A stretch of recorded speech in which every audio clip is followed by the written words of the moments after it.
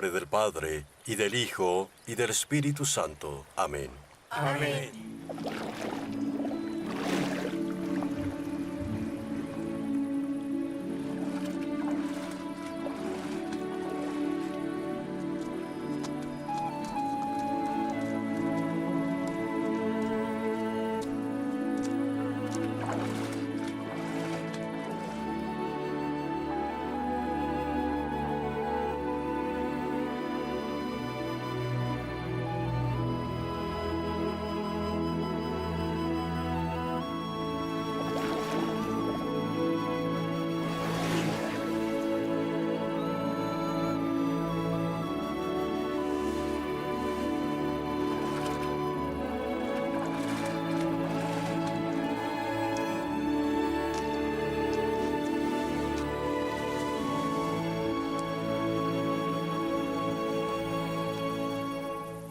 Jesucristo enseñó que quienes escuchen sus palabras y se arrepientan y sean bautizados, se salvarán.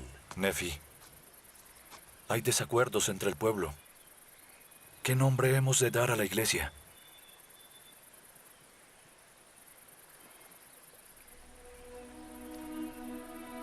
Nuestro Padre Celestial, venimos a ti en ayuno y oración. En el nombre de Jesucristo, te pedimos que nos muestres tu voluntad para con esta tu iglesia. ¿Qué queréis que os dé? Señor, deseamos que nos digas el nombre por el cual hemos de llamar esta iglesia, porque hay disputas entre el pueblo concernientes a este asunto. ¿Por qué es que este pueblo ha de murmurar y disputar a causa de esto? ¿No han leído las Escrituras, que dicen que debéis tomar sobre vosotros el nombre de Cristo? ¿Qué es mi nombre? Porque por este nombre seréis llamados en el postrer día. Y el que tome sobre sí mi nombre y persevere hasta el fin, éste se salvará en el postrer día. Por tanto, cualquier cosa que hagáis la haréis en mi nombre. De modo que daréis mi nombre a la iglesia. Y en mi nombre pediréis al Padre que bendiga a la iglesia por mi causa. ¿Y cómo puede ser mi iglesia salvo que lleve mi nombre? Porque si una iglesia lleva el nombre de Moisés, es la iglesia de Moisés. O si se le da el nombre de algún hombre, es la iglesia de ese hombre. Pero si lleva mi nombre, entonces es mi iglesia, si es que están fundados sobre mi evangelio. Y si es que la iglesia está edificada sobre mi evangelio, el Padre manifestará sus propias obras en ella. Os he dado mi evangelio, que viene al mundo a cumplir la voluntad de mi Padre, porque mi Padre me envió. Y mi Padre me envió para que fuese levantado sobre la cruz, y que después de ser levantado sobre la cruz pudiese atraer a mí mismo a todos los hombres, para que así como he sido levantado por los hombres, así también los hombres sean levantados por el Padre, para comparecer ante mí, para ser juzgados por sus obras, ya fueren buenas o malas. Y por esta razón he sido levantado. Por consiguiente, de acuerdo con el poder del Padre, atraeré a mí mismo a todos los hombres, para que sean juzgados según sus obras. Y cualquiera que se arrepienta y se bautice en mi nombre, será lleno. Y si persevera hasta el fin, he aquí, yo lo tendré sin culpa ante mi Padre el día en que me presente para juzgar al mundo. Nada impuro puede entrar en su reino. Por tanto, nada entra en su reposo, sino aquellos que han lavado sus vestidos en mi sangre, mediante su fe y el arrepentimiento de todos sus pecados y su fidelidad hasta el fin. Y este es el mandamiento: arrepentíos, todos vosotros extremos de la tierra, y venid a mí y sed bautizados en mi nombre, para que seáis santificados por la recepción del Espíritu Santo, a fin de que en el postrer día os presentéis ante mí sin mancha. Este es mi evangelio, y sabéis las cosas que debéis hacer en mi iglesia, pues las obras que me habéis visto hacer, esas también las haréis.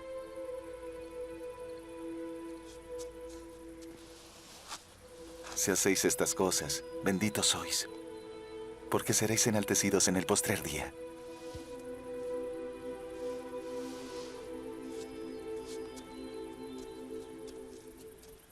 Escribid las cosas que habéis visto y oído, salvo aquellas que están prohibidas.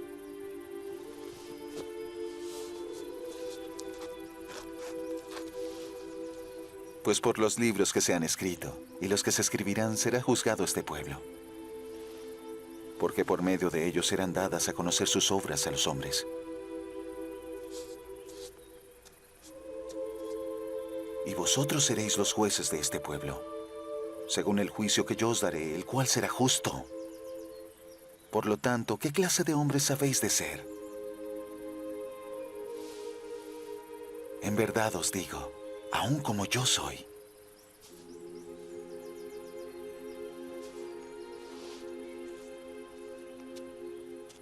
Y ahora voy al Padre. Y de cierto os digo, cualesquiera cosas pidáis al Padre en mi nombre, os serán concedidas.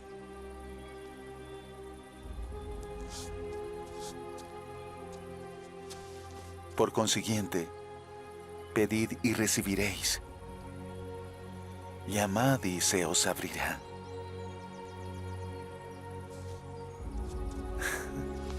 Porque el que pide recibe, y al que llama se le abrirá.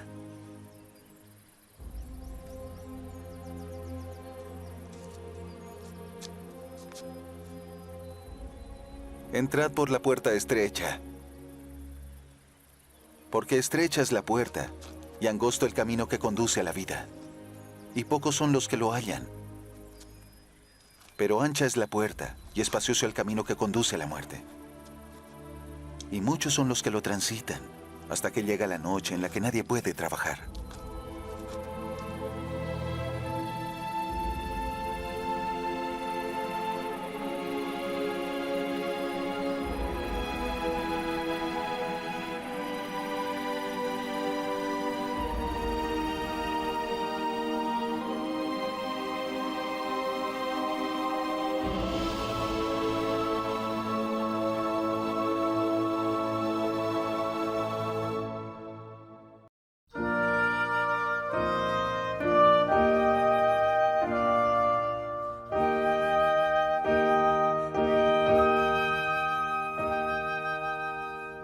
Saludos hermanos y hermanas, sean ustedes nuevamente bienvenidos y bienvenidas a su clase semanal Ven, sígueme con Julio Silverio. Esta semana estaremos estudiando Tercera de Nefi desde el capítulo 27 hasta el final y también Cuarta de Nefi. Esto va a cubrir la semana del 21 al 27 de octubre y tiene como título No podía haber un pueblo más dichoso. Bueno, a manera de introducción, en el manual de Ven, sígueme, nos dice lo siguiente, dice: las enseñanzas de Jesucristo son mucho más que una bella filosofía en la que podemos meditar. Tienen el propósito de inspirarnos a llegar a ser como Él. El libro de Cuarta de Nefi nos muestra cuán completamente el Evangelio del Salvador puede cambiar a las personas. Tras el breve ministerio de Jesús, llegaron a su fin siglos de contención entre nefitas y lamanitas, dos naciones conocidas por sus disensiones y por su orgullo. Llegaron a ser uno, hijos de Cristo, y comenzaron a tener en común todas las cosas. El amor de Dios moraba en el corazón del pueblo, y ciertamente no podía haber pueblo más dichoso entre todos los que habían sido creados por la mano de Dios. Así es como las enseñanzas del Salvador cambiaron a los nefitas y los lamanitas. ¿De qué modo te está cambiando a ti? Pues así iniciamos con esta introducción de la clase de esta semana. Esperamos que usted y su familia estén disfrutando de la lectura individual y familiar del Libro de Mormón. Sabemos que el Libro de Mormón fue escrito para nuestra época con la intención de llevarnos a Cristo, que podamos aumentar nuestro testimonio acerca de Jesucristo y de su función como único Salvador y Redentor del mundo. El Libro de Mormón es otro testamento de Jesucristo, como su nombre lo dice, y junto con la Biblia llega a ser un poderoso testimonio del amor de Dios por todos sus hijos, no solamente en el continente asiático o la parte del viejo mundo, sino también para nosotros en el continente americano. Vamos a ver, ya el Señor tenía unos días entre los nefitas. Luego de su resurrección, Él había venido aquí al continente americano, ya eso lo hemos leído y lo hemos analizado en las semanas anteriores, y Él ministró a los nefitas y lamanitas que estuvieron allí, aquellos entre los cuales Él anduvo, curó sus enfermos, les enseñó su doctrina, les enseñó aquellas cosas que Él entendía que ellos debían saber y los convenios que debían hacer para poder estar en condiciones, luego de arrepentirse, de poder entrar en su reino. Les enseñó sobre la Santa Cena, sobre la importancia del bautismo y cómo debían llevar a cabo el bautismo. Escogió entre ellos a 12 discípulos, los cuales Él aún les dijo que llegarían a ser los jueces sobre este pueblo. Y ahora en el capítulo 27, ya ellos, previamente a finalizar del 26, dice que todos se bautizaron por el ministerio de esos discípulos. Dice el versículo 17 del capítulo 26. Y aconteció que los discípulos que Jesús había escogido empezaron desde entonces a bautizar y enseñar a cuantos venían a ellos. Y cuantos se bautizaron en el nombre de Jesús fueron llenos del Espíritu Santo. Y muchos de ellos vieron y oyeron cosas indecibles que no es lícito escribir.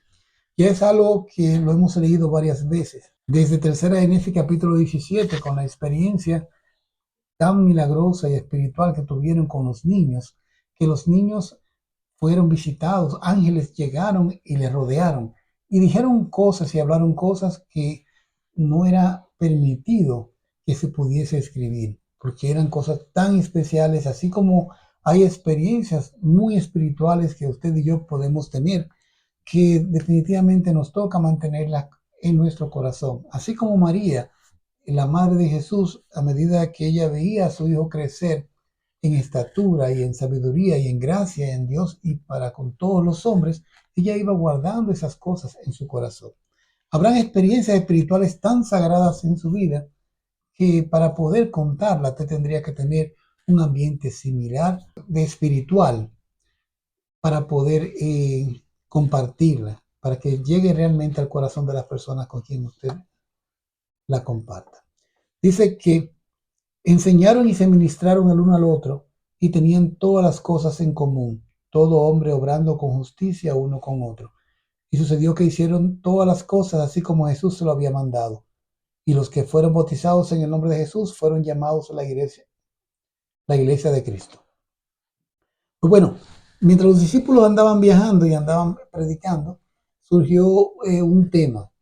Era que entre las personas que ya se habían bautizado, entre los miembros de la iglesia, surgió la pregunta de cuál debía ser realmente el nombre oficial de la iglesia. Y ellos se pusieron a ayunar y oraron en potente oración para pedirle al Señor que le dé una revelación con respecto a qué nombre debía llevar su iglesia. Dice el versículo 2 del capítulo 27, y Jesús se le manifestó de nuevo porque pedían al Padre en su nombre. Y vino Jesús y se le puso en medio de ellos y les dijo, ¿qué queréis que os dé?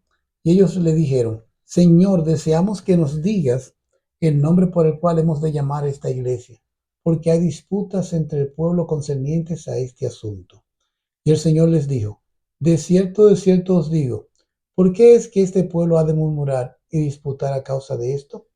¿No han leído las escrituras que dicen que debéis tomar sobre vosotros el nombre de Cristo, que es mi nombre? Porque por este nombre seréis llamado en el postrer día.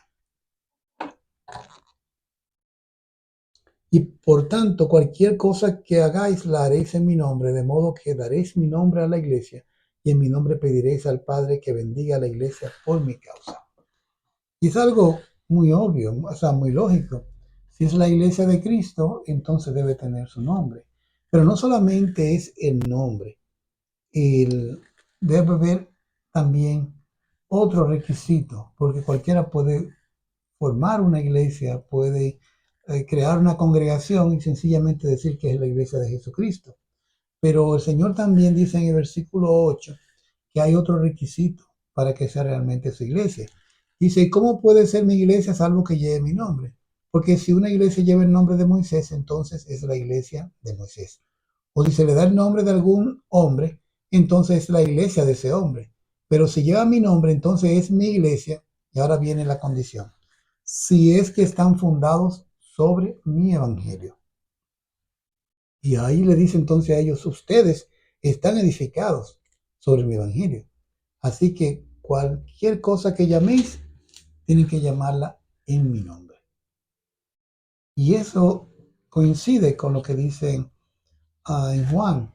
Dice que Jesucristo es el camino, la verdad y la vida, y que nadie viene al Padre sino es por él. Entonces, el versículo 10 dice, si es que la iglesia está edificada sobre mi evangelio, entonces el Padre manifestará sus propias obras en ella. Pero si no está edificada sobre mi evangelio y está fundada en los hechos de los hombres o en las obras del diablo, de cierto os digo que gozarán de su obra por un tiempo, y de aquí a poco viene el fin y son cortados y echados en el fuego de donde no se vuelve. O sea, sí hay iglesias que no están edificadas sobre el evangelio de Jesucristo, y aún así están gozando de su obra, pero el Señor dice que eso será por un tiempo.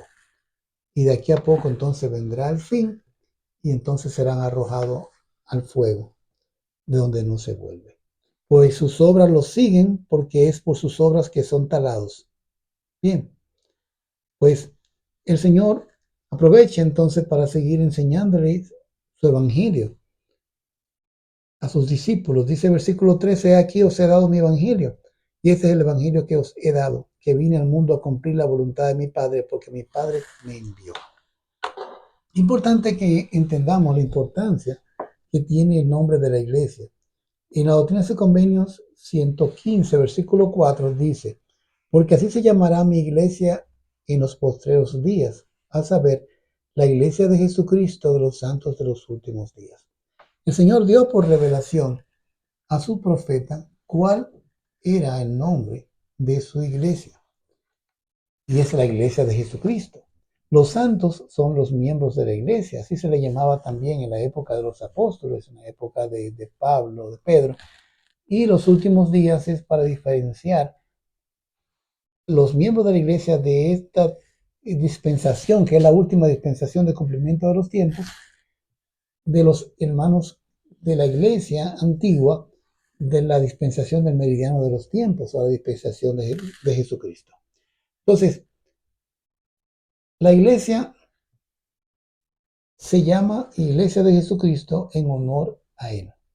El presidente Nelson dio un discurso en octubre del 2018 sobre la importancia que tenía el nombre de la iglesia, aun cuando hay personas que prefieren decirnos mormones, pero en realidad no es ese el nombre de la iglesia.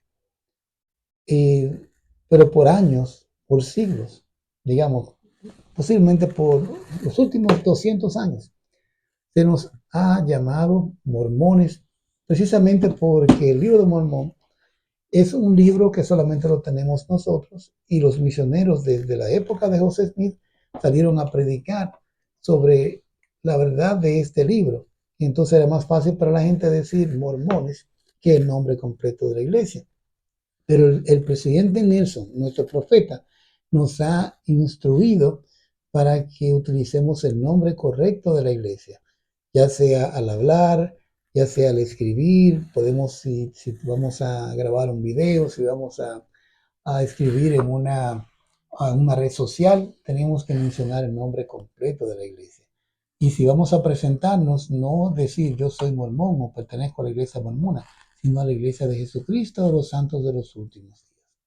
Y estas son palabras que el Señor ha puesto en boca de su profeta y tenemos nosotros que ponerlas en práctica. Bien, entonces seguimos sobre la iglesia verdadera de Jesucristo, que debe ser edificada sobre su evangelio. Sigue diciendo del versículo 14, y mi Padre me envió para que fuese levantado sobre la cruz, y que después de ser levantado sobre la cruz pudiese atraer a mí a todos los hombres, para que así como he sido levantado por los hombres, así también los hombres sean levantados por el Padre, para comparecer ante mí, para ser juzgados por sus obras, ya fueren buenas o malas.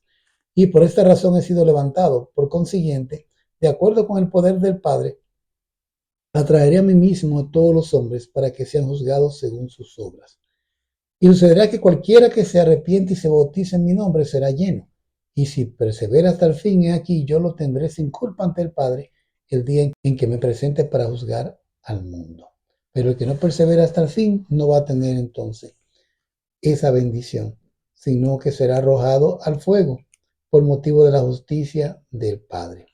Dice el versículo 19 que nada impuro puede entrar en la presencia de Dios, en su reino. Nada entra en su reposo sino todo aquel que ha lavado su vestido en mi sangre mediante su fe y el arrepentimiento de todos sus pecados y su fidelidad hasta el fin. A través de la sangre de Cristo somos lavados. Es como que tenemos nuestros vestidos manchados por nuestros pecados, por nuestras ofensas a Dios y a los hombres. Y solamente a través de la sangre de Jesucristo y por el sacrificio expiatorio de Jesucristo podemos ser limpiados, pero tenemos que cumplir con estos requisitos: tener fe y arrepentirnos de todos nuestros pecados y ser fieles hasta el fin. Si ya con esto podríamos calificar para que nuestros vestidos queden limpios y poder entrar en su reino. Dice el versículo 20, este es el mandamiento: arrepentíos todos vosotros, extremos de la tierra, y venid a mí y sé bautizados en mi nombre, para que seáis santificados por la recepción del Espíritu Santo, a fin de que en el postrer día os presentéis a mí sin mancha. En verdad os digo, este es mi evangelio, y vosotros sabéis las cosas que debéis hacer en mi iglesia, pues las obras que me habéis visto hacer, esas también las haréis, porque aquello que me habéis visto hacer, eso haréis vosotros. Miren qué interesante. Eso es lo que el Señor quiere que nosotros hagamos, que sigamos su ejemplo en todas las cosas. El Señor le pidió a sus discípulos que escribieran cada una de esas cosas que Él estaba enseñando, porque debían quedar ahí como un testimonio de sus palabras que más adelante podrían ser consultadas por las generaciones que vendrían. El Señor hasta le dijo a ellos que debían seguir su ejemplo. E incluso el versículo 27, y saber que vosotros seréis los jueces de este pueblo, según el juicio que os daré, el cual será justo. Por tanto, ¿qué clase de hombre habéis de ser? En verdad os digo, aún como yo soy. Un desafío muy grande realmente, es que el Señor nos pone nosotros como miembros, como líderes, que debemos imitarle, que debemos seguir su ejemplo. Juan 13, versículo 15 dice, porque ejemplo os he dado, para que como yo he hecho, vosotros también hagáis. O sea, el Señor nos pide que sigamos sus pasos. En realidad es un desafío muy grande y puede parecernos imposible, pero el Señor está allí para ayudarnos y dice que basta su gracia. Solamente tenemos que pedirle que nos ayude para que podamos encontrarnos hablando y actuando como Él lo haría si estuviera en nuestro lugar. No importa cuál sea su responsabilidad, si es usted un padre, una madre y quiere llevar a sus hijos por el sendero correcto, por la barra de hierro, siempre órele al Señor pidiéndole que le ayude a decir las cosas que Dios o Jesucristo dirían o harían si estuviera en su lugar. Y el Señor le va a ayudar y le va a bendecir. Si es también un llamamiento que usted tiene, asegúrese siempre de buscar la guía divina para hallarse haciendo las cosas que Cristo haría si estuviera también en su lugar o tuviera este llamamiento. En el capítulo 28 se presenta un detalle muy interesante que es se quiere una reunión entre los 12 discípulos que el Señor había escogido y él le hace una pregunta muy importante, que es ¿a qué es lo que deseáis de mí después que haya ido al Padre? Yo creo que a cualquiera de nosotros que se nos diga, wow, ¿qué tú quieres que yo haga por ti? ¿O qué tú deseas de mí? Que nos lo diga Jesucristo mismo, sería maravilloso. Si a mí me pregunta eso, yo tengo tantas cosas que deseo de Él, que yo sé que solamente Él, con su incomparable poder, puede lograr, que no sé, sería difícil si es una sola cosa, escogerla. Pues vemos en el versículo 2 que 9 de ellos dijeron, deseamos que después que hayamos vivido hasta la edad del hombre, que nuestro ministerio al cual nos has llamado se termine, a fin de que vengamos presto a ti en tu reino. Y el Señor le dijo, de hecho sí, el versículo 3 lo dice, y le dijo, benditos sois, en el versículo 3, porque deseasteis esto de mí. Por tanto, después que hayáis llegado a los 72 años de edad, vendréis a mí en mi reino y conmigo hallaréis reposo. Interesante, son muy pocas realmente las personas de las cuales tenemos récord en las escrituras que el Señor le dijo abiertamente, pídeme lo que desea. Se lo pidió a Salomón, ¿qué deseas? Y Salomón pudo haber pedido riquezas, pero más bien pidió sabiduría. Y eso le ayudó entonces a reinar con mucha sabiduría y también a obtener riquezas. También se lo ofreció a Nefi en el Amán y le dijo que realmente lo que él pidiera se iba a cumplir, lo que él dijera, le dio un poder tan especial que si él le decía al sol que se detuviera, se iba a detener, que si decía que iba a haber lluvia, iba a llover y todas esas cosas. Y entonces ahora le da este privilegio a sus discípulos y posiblemente también lo habrá hecho con algunos otros de los cuales no tenemos récord. Pero sí hay un detalle. En Juan capítulo 21, Juan 21 vamos a ver, a, del 20 en adelante, 20 y 21, habla sobre una reunión o una situación en particular a donde el Señor iba hablando con Pedro, pero venía Juan atrás de ellos caminando y Pedro le preguntó al Señor que qué iba a pasar con Juan. Me imagino que si habría algún plan especial para Juan. Y volviéndose Pedro, vio a aquel discípulo a quien amaba Jesús, que lo seguía, el que también en la cena se había recostado en su pecho y le había dicho, Señor, ¿quién es el que te ha de entregar? Así que cuando Pedro le vio, dijo a Jesús, Señor, ¿y este qué? Jesús le dijo, si quiero que él se quede hasta que yo venga, ¿qué a ti? Sígueme tú. Entonces se dijo entre los hermanos que aquel discípulo no moriría. Pero Jesús no le dijo que no moriría, sino, si quiero que él se quede hasta que yo venga, que a ti. Entonces, vamos a ver qué pasa. Seguimos con la historia. 9 dijeron que querían que al llegar la edad del hombre, en este caso se estableció a los 72 años, que querían ir prestamente al reino de Jesucristo, al reino de Dios. Pues entonces hubieron 3 que no querían decir realmente lo que deseaban. Su deseo era muy grande realmente. Y el Señor le pregunta, ¿qué queréis que haga por vosotros cuando haya ido al Padre? Y se contristó el corazón de ellos porque no se atrevían a decirle lo que deseaban. Entonces, versículo 6, el Señor, que conoce nuestros pensamientos, sabía cuál era el pensamiento de ellos. Y dice, habéis deseado lo que de mí deseó Juan, mi amado, quien me acompañó en mi ministerio antes que yo fuese levantado por los judíos. San Juan tuvo el mismo deseo que tuvieron esos 3 discípulos. Dice, por tanto, más benditos sois vosotros, porque nunca probaréis la muerte, sino que viviréis para ver los hechos del Padre para con los hijos de los hombres, aún hasta que se cumplan todas las cosas según la voluntad del Padre, cuando yo venga en mi gloria con los poderes del cielo. Y nunca padeceréis los dolores de la muerte, sino que cuando yo venga en mi gloria seréis cambiados de la mortalidad a la inmortalidad en un abrir y cerrar de ojos, y entonces seréis bendecidos en el reino de mi Padre. Y no sentiréis dolor mientras viváis en la carne, ni pesar, sino por los pecados del mundo. Y haré esto por motivo de lo que habéis deseado de mí, porque habéis deseado traer a mí las almas de los hombres mientras exista el mundo. Qué deseo más sublime, más especial tuvieron estos 3 hombres. Quedarse aquí en la tierra hasta que Jesucristo volviera en su segunda venida predicando el Evangelio. Dice el versículo 10, y por esta causa tendréis plenitud de gozo, y os sentaréis en el reino de mi Padre, si vuestro gozo será completo, así como el Padre me ha dado plenitud de gozo, y seréis tal como yo soy, y yo soy tal como el Padre, y el Padre y yo somos uno.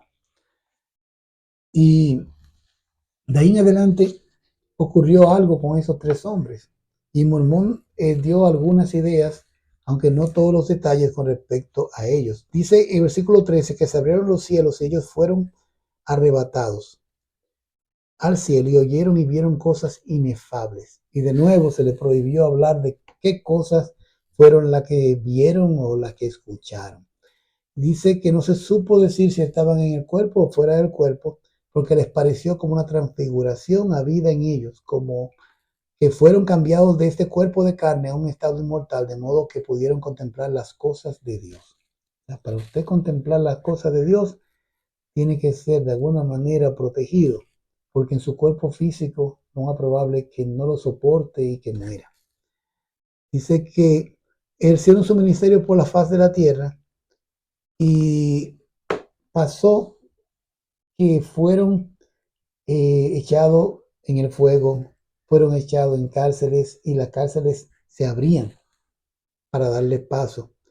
Y ellos le predicaban a todo el mundo. Y Mormón tenía un récord sobre muchas cosas de ellos, hasta sabía su nombre. Y ya cuando le iba a decir, el Señor le dijo que no lo hicieron. Dice que fueron, vamos a ver, versículo 20, eran arrojados en la tierra, pero herían la tierra con la palabra de Dios, de tal modo que por su poder eran librados de las profundidades de la tierra. Y por tanto no podían cavar fosos de hondura suficientes para contenerlos. 3 veces fueron arrojados en un horno y no recibieron daño alguno. 2 veces fueron arrojados en un foso de animales feroces y aquí jugaron con la fiera como un niño con un cordero de leche y no recibieron ningún daño. Y anduvieron entre el pueblo de Nefi y predicaron el evangelio de Cristo a todos los habitantes sobre la faz de la tierra y esos se convirtieron al Señor. Y entonces el versículo 25 dice que Mormón estaba casi escribiendo los nombres de ellos, pero el Señor se lo prohibió. Y estos hombres han estado predicando el Evangelio y el Señor sabe a dónde los ha enviado. Hoy en día hay personas que han contado testimonio e historias sobre experiencias que han tenido con 3 hombres que han llegado y han resuelto situaciones. Y no tenemos muchos detalles, por eso no vamos a especular en ese sentido, pero sí sabemos que estos hombres sí están hoy en día predicando, porque fue la promesa que el Señor les hizo. Dice el versículo 37, aquí después que escribí le pregunté al Señor, bueno, al 36, ahora viene aquí respecto de lo que hablé concerniente a aquellos que el Señor ha escogido, si los 3 que fueron arrebatados a los cielos, que no sabía yo si habían sido purificados de la mortalidad a la inmortalidad. Pero he aquí, después que escribí, le he preguntado al Señor y Él me ha manifestado que es necesario que se efectúe un cambio en sus cuerpos, o de lo contrario será menester que prueben la muerte. O sea, la promesa era que no iban a morir. Entonces, como no iban a morir, su cuerpo tenían que ser transformados para poder soportar, bueno, el tiempo, obviamente. Y entonces dice, para que no tuvieran que probar la muerte, se verificó un cambio en sus cuerpos a fin de que no padeciesen dolor ni pesar, sino por los pecados del mundo. Ahora, eso no fue un cambio como de que resucitaron, porque dice que eso no fue igual a que se verificará en el postrer día, pero se efectuó un cambio en ellos, de modo que Satanás no tuviera poder sobre ellos para que no pudiera tentarlos, y fueron santificados en la carne a fin de que fuesen santos y no lo pudiesen contener los poderes de la tierra. Y en ese estado van a permanecer hasta que Jesucristo venga. Entonces ahí ya cuando Él venga, van a pasar por un cambio ya mayor. O sea que el Señor tiene su manera de preparar a su gente que Él escoge para que puedan llevar a cabo la obra que Él le ha designado. Luego de la visita de nuestro Señor Jesucristo aquí entre los lamanitas y nefitas, y de haber organizado su iglesia, haberle dado nombre a su iglesia, haber escogido a 12 discípulos, y ya lo que hemos aprendido sobre lo que pidieron, 9 de ellos y luego 3 de ellos que decidieron pedirle al Señor que querían quedarse aquí en la tierra predicando el Evangelio hasta que Él volviera en su segunda venida. Ya con esto queda terminado el relato de la visita del Salvador aquí al continente americano. Y luego Mormón entonces termina los capítulos 29 y capítulo 30, hablando sobre la importancia que tiene la aparición del libro de Mormón hoy en día, en esta época, como una señal de que ha iniciado la obra del Señor, que se están cumpliendo las profecías de los profetas concerniente al final de los tiempos. Dice versículo 1 del capítulo 29. Ahora bien, aquí os digo que cuando el Señor en su sabiduría juzgue prudente que lleguen estas cosas a los gentiles según su palabra, entonces sabréis que ya empieza a cumplirse el convenio que el Padre ha hecho con los hijos de Israel concerniente a su restauración a la tierra de su herencia. O sea, en la llegada del libro de Mormón entre los gentiles, o sea, entre nosotros, es una señal clara de que comienza la obra de recogimiento del pueblo de Israel. Y entonces, él dice que cuando veamos esas palabras, en el versículo 4, que esas palabras aparecen entre vosotros, no desdeñéis más los hechos del Señor, porque la espada de su justicia se halla en su diestra, y aquí, si en aquel día despreciáis sus obras, Él hará que pronto os alcance. Bien, en capítulo 30, entonces, Él da un mensaje directamente a los gentiles. Oídos gentiles y escuchad la palabra de Jesucristo, el Hijo del Dios viviente, la cual Él me ha mandado que hable concerniente a vosotros, pues he aquí Él me manda a escribir diciendo, tornaos todos vosotros, gentiles, de vuestros caminos de maldad, y arrepentidos de vuestras obras malas, de vuestras mentiras y engaños, de vuestras fornicaciones y de vuestras abominaciones secretas y nuestras idolatrías, y vuestros asesinatos y vuestras supercherías sacerdotales, y vuestras envidias y vuestra contienda y de todas vuestras iniquidades y abominaciones, y venid a mí, y sé bautizados en mi nombre para que recibáis la remisión de vuestros pecados, y seáis llenos del Espíritu Santo para que seáis contados entre los de mi pueblo que son de la casa de Israel. Con esto termina tercera de Nefi. El cuarto de Nefi, que lo escribe entonces el Nefi, que era hijo de Nefi, uno de los discípulos de Jesucristo, y comienza hablando sobre cuál fue la consecuencia, cómo el pueblo cambió, cómo cambió la sociedad, cómo cambió el país por motivo de la visita de Salvador entre ellos. A diferencia de los judíos, que en realidad el país no cambió, el pueblo no cambió por haber tenido 3 años entre ellos al Mesías. Algunas personas sí decidieron cambiar sus vidas, o sea, y ellos fue a quien el Señor les mandó a predicar el Evangelio a todo el mundo. Y fueron muy eficaces, de hecho, porque de allí fue que comenzó el conocimiento del Salvador entre todas las naciones del mundo, a grado de que millones y millones de personas en el mundo conocen a Jesucristo, sienten su amor y tienen un testimonio de ese amor por motivo de que ese pequeño grupo comenzó esta gran obra que se llama la Gran Comisión. Pues entonces hay una diferencia aquí, porque los nefitas y lamanitas sí aceptaron al Señor desde el principio como su Salvador y estaban dispuestos a cambiar sus vidas, a grado de que todo el pueblo creyó en el mensaje del Señor y se creó una sociedad ideal. Y esto es lo que habla en cuarta de Nefi. Dice el versículo 2, ocurrió en el año 36, se convirtió el Señor toda la gente sobre la faz de la tierra. Y no había contenciones. Estamos hablando de que 2 naciones que tenían siglos en guerra ya se unieron. No había contención, porque tenían a Jesucristo en sus corazones. Dice, y obraban rectamente unos con otros. Y tenían en común todas las cosas. Por tanto, no había ricos ni pobres, esclavos ni libres, sino que todos fueron hechos libres y participantes del don celestial. Miren qué tipo de sociedad se creó. Una sociedad totalmente justa e igualitaria, sin ricos, sin pobres, sin esclavos. Y dice que los discípulos de Jesucristo efectuaban grandes y maravillosas obras, de tal manera que sanaban a los enfermos y resucitaban a los muertos, y hacían que los cojos anduvieran y que los ciegos recibieran su vista y que los sordos oyeran. Y obraban toda clase de milagros entre los hijos de los hombres, y no obraban milagros salvo que fuera en el nombre de Jesús. Y así siguió ocurriendo, y pasaron más de una generación, hasta 3 generaciones de personas, los hijos de los hijos, los nietos, seguían creyendo en estas cosas.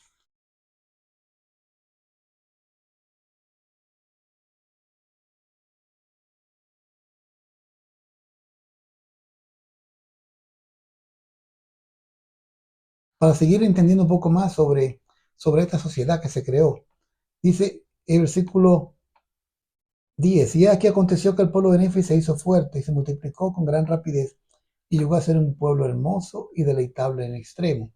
Y se casaban y se daban en matrimonio y fueron bendecidos de acuerdo con la multitud de la promesa que el Señor les había hecho.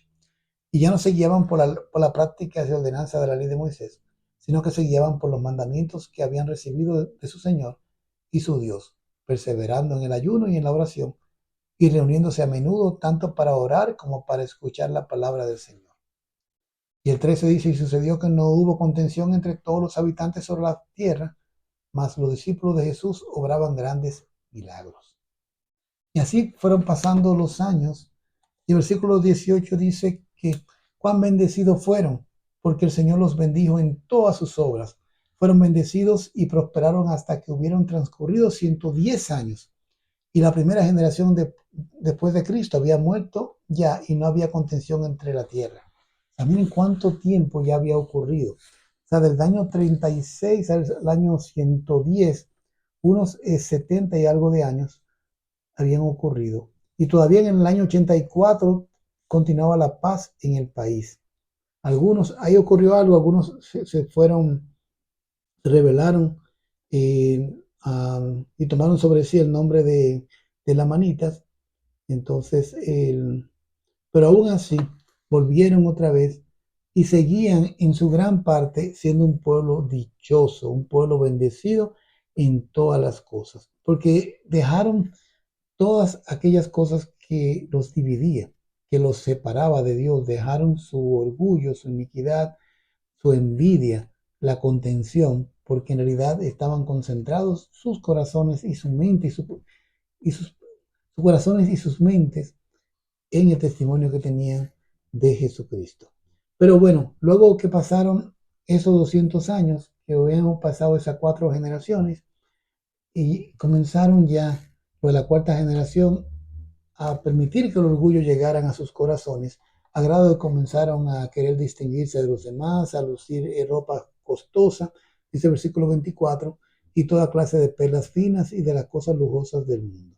Y ya de ahí en adelante ya no tenían la orden unida, ya no vivían a todos compartiendo sus bienes, sino que ya no tenían nada de sus bienes materiales en común. Y así comenzó a dividirse y hasta algunos se formaron iglesias con el objetivo de obtener dinero. Dice el 27 que habían creado varias iglesias que decían conocer a Cristo y sin embargo negaban su mayor parte del Evangelio, de tal modo que toleraban toda clase de iniquidad y administraban lo que era sagrado a quienes les era prohibido por motivo de no ser dignos. Había una iglesia en particular que se multiplicó más que las demás y dice que por el poder de Satanás que había en ella, se apoderó de los corazones de la gente. Dice que también había otra iglesia que negaba a Cristo y estos perseguían a los humildes discípulos de Jesucristo y de su iglesia verdadera y lo despreciaban por causa de los muchos milagros que se efectuaban entre ellos. Y bueno, así vemos cómo esta sociedad durante esos 200 años pudieron vivir en dicha y en felicidad porque tenían al Señor Jesucristo y su Evangelio en sus corazones y estaban dispuestos a rechazar las tentaciones del maligno y ya no eran orgullosos, compartían sus bienes con los demás y vivían realmente en unión, era una verdadera acción. Sin embargo, tan pronto permitieron ya lo de la 4ª generación que Satanás volviera. Y ellos dieron espacio en sus corazones para el orgullo y para comenzar a dividirse en clases y a querer ser mejores que otros. Entonces de ahí en adelante ya perdieron esa dicha y esa felicidad y dejaron de ser unidos a grado de que comenzaron a perseguirse y a haber mucha contención entre ellos. Eso lamentablemente le puede ocurrir a cualquier persona o cualquier grupo o cualquier familia.